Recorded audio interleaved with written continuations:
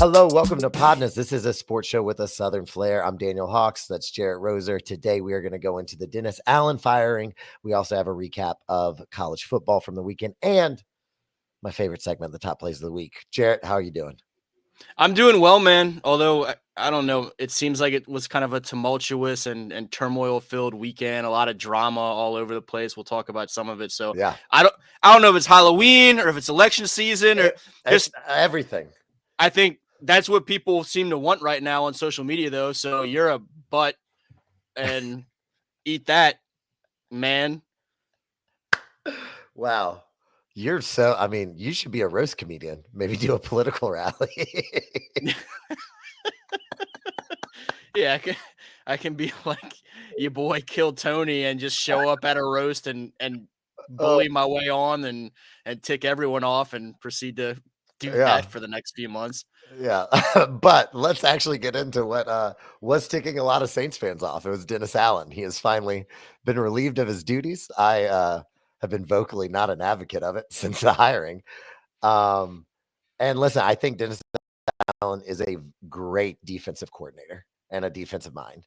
I think the offense became predictable. And then, if you're going to be a great defensive mind and lose to the Panthers, I can see why the team is like, hey, yeah, it's maybe time to maybe time to leave. Uh, I do like how um, the Saints phrased it and their wording of it, and I also love Dennis Allen's response to it. I thought they were both kind of classy in what had to be done, but like I think the writing was on the wall, especially after this loss to the Panthers. Yeah, I think it's tough in sports because there's so much passion and investment from fans and sometimes that kind of, and I mean from a lot of people involved, but sometimes that kind of boils into some really wild personal territory. And by all accounts, Yeah, Dennis Allen is a fantastic guy, yeah, and there's a lot of respect and love between the two sides. And so you you hate to see things go poorly and you wish him well and whatnot, but at the end of the day, it's a results driven business. And so it seemed like it was time. I was trying to find a couple of little uh, stats from a couple of the New Orleans writers. I know Rod Walker for NOLA.com had tweeted that the Saints scored 91 points in their first two games and then 116 in their next seven. So it took them essentially 7 games to get overcome what they had done in those first two games. Just kind of speaking to what you mentioned about some of the offensive deficiencies over the course of this season. And one thing that I was watching with the Dennis Allen situation is there's not been a history, and I think you've alluded to this too. There's not been a history of the Saints making in-season moves, and so I didn't know yeah, if we were going to watch this drag out all the way through the season. This is the first time I know in our lifetime that the Saints have made an in-season move, and so we'll see how it all plays out. But it had just gotten, I mean, hard to watch, starring Tracy yeah. Jordan type situation Yeah, where, and not to be like discounted too that the list of injuries that the Saints team has had to go through yeah, is one of the worst injury situations in the entire NFL for sure. Um, but if we're talking betting, usually teams get that fire Coach Pop right after, so I might pick the Saints this week. Also, second time Derek Carr has been on a team that Dennis Allen has been fired on in midseason. So 2014 and 2024. So like weird stuff's happening this weekend, man. they and they seem to like each other a lot, which you would think if you're Dennis Yeah. Allen or Derek Carr at this point, you'd kind of be a little bit critical. Yeah. But just further speaks to the character involved, but just not working out on the field. Yeah. And also just well wishes to Chris Olave. That was a rough hit to watch. Um it really sucks because I think it makes you think about now, like what is the uh what's the next move? And it's heading towards a Tua like scenario. At least I'm starting to feel like that personally. It's hard to watch because you love to watch these games. And something that they kind of talked about on the Ringer Fantasy Football Show. It's that you love watching these games and you love watching like good, like fast, like hard hitting defense. But like when this kind of stuff happens, it's just and it happens to someone that is literally what they just came back from. And we've seen stuff with CTE and all that kind of stuff. So just well wishes to him. Want him to get better quickly. All the Saints players on injury, but especially like got to take care of the old noggin. As someone who's not taking care of it for a very long time, I can tell you it's not good.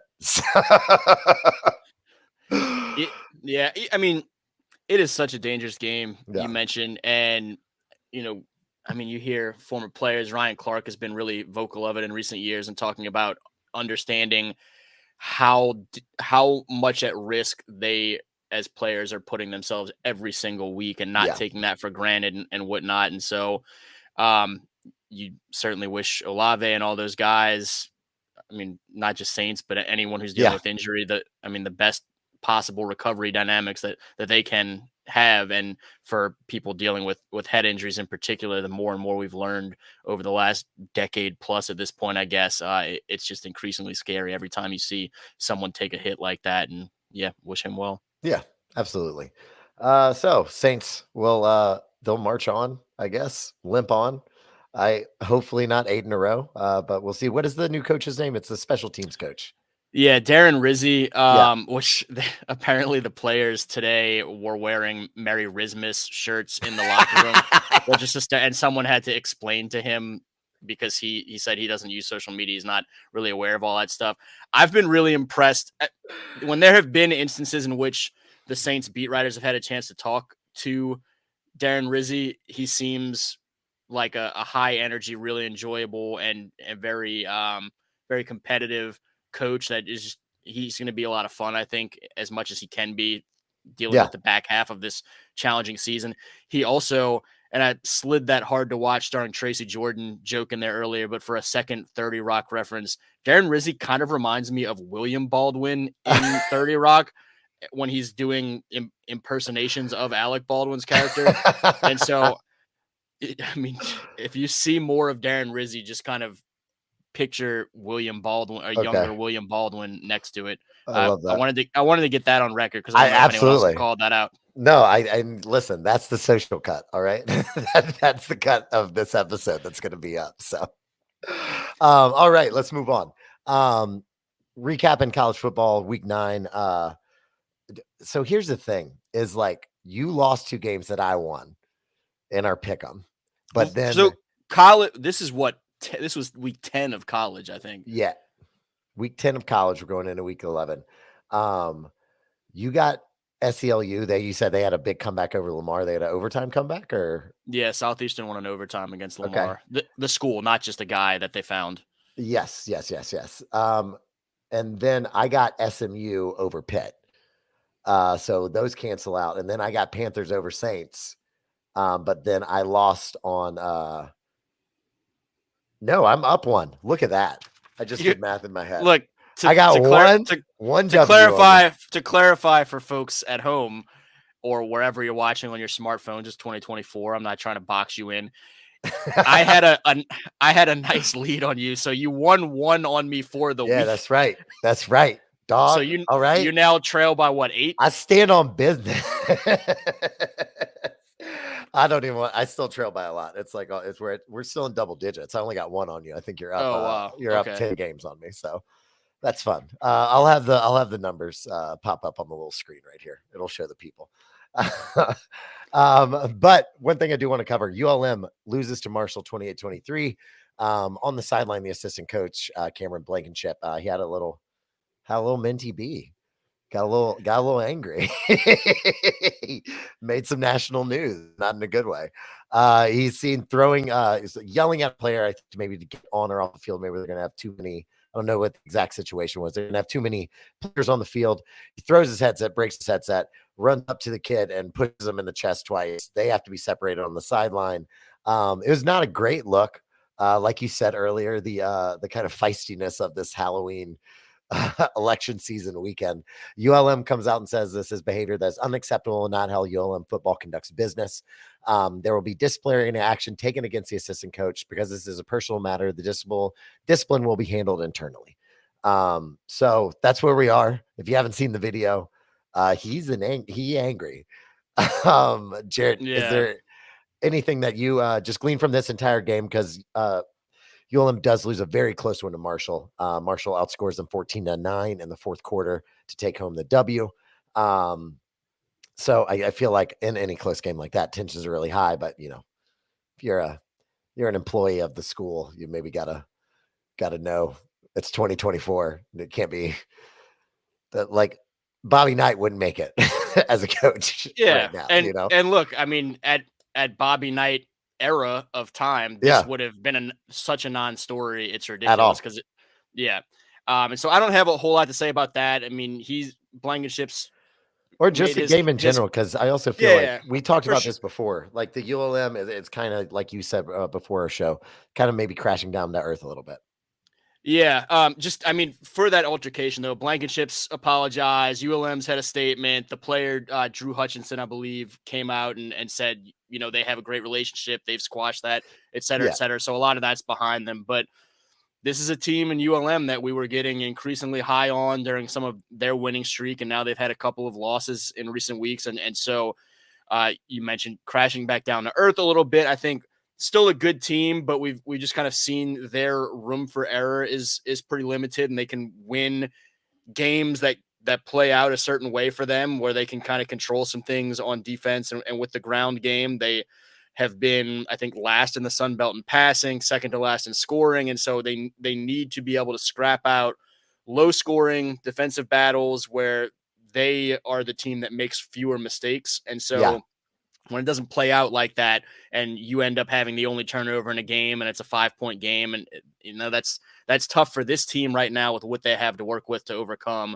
I think still a team that is going to be capable of winning some Sun Belt games here in November, and we'll see how some of them play out and how the matchups on a given week play out down the stretch. But definitely a team that's ridden some highs and some lows, but we're just kind of seeing that there's somewhere in between that right now. They're better than a lot of ULM teams have been in recent for years, but sure.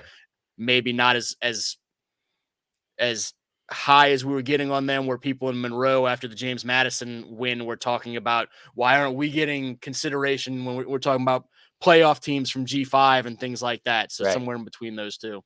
And and this is kind of that part of the season where if there is like chinks in the armor for some teams, I think they start to get exposed. I mean, we see it all over.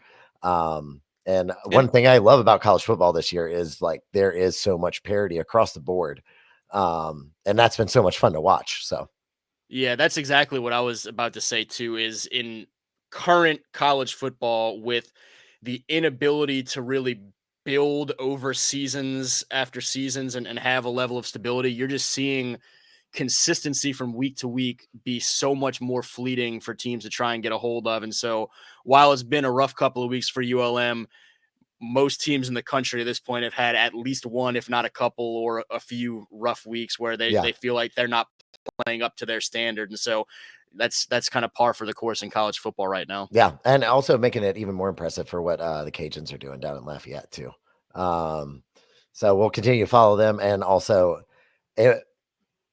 Genty is just amazing. If we can go on a Boise State tangent, it's so, even like that slow start that he had, which then, I mean, give the quarterback a lot of credit. The quarterback capitalized on that and was able to get his receivers the ball, which then again just opened up for the second half for my personal Heisman. I would like to see win the Heisman, um, to just like take over and do what he does. Yeah,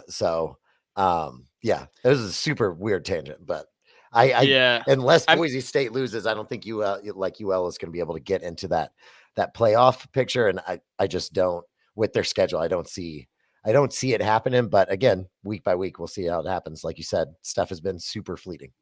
Yeah, this is the most relevant to Louisiana that Boise State has Yeah, probably ever been, because when you look at that G5 playoff spot, Boise State is the clear leader of the pack, and it's really tough right now for both. You mentioned the Cajuns a couple times, but Tulane, those yeah, two teams are two of the five closest in chase of that Boise State team right now. But Ashton Genty and the Broncos just look a little bit inevitable the way they've been yeah. playing. that, even if you do hold them down for a quarter or a half, that it's just a matter of time before they, in particular, he breaks through and makes some things happen. And so those Broncos have a couple of opportunities here in November where they could theoretically slip up because of everything we just talked about with the difficulty of consistency in college football in 2024. But they look like the team to beat the rest of the way on their schedule. And if that happens, it has the potential to spoil the ceiling on these great Wave and Cajun seasons down the stretch. Absolutely. We'll keep you updated on that as it goes along. Also, it is Alabama Hate Week. I just want to make my peace that Alabama's stupid and they suck. So we're kicking it off on a Monday while we're recording this with I'm going to escalate my hate through the week. By the time we get to our last episode, I'm just saying curse jar. We're going to need a curse jar. Man, it's always such an uneasy, since Yeah, I do really not feel good about it. Like, so that's why I got to get the hate in early so I can, just be quiet because I don't have a lot of faith. My even pessimism is showing.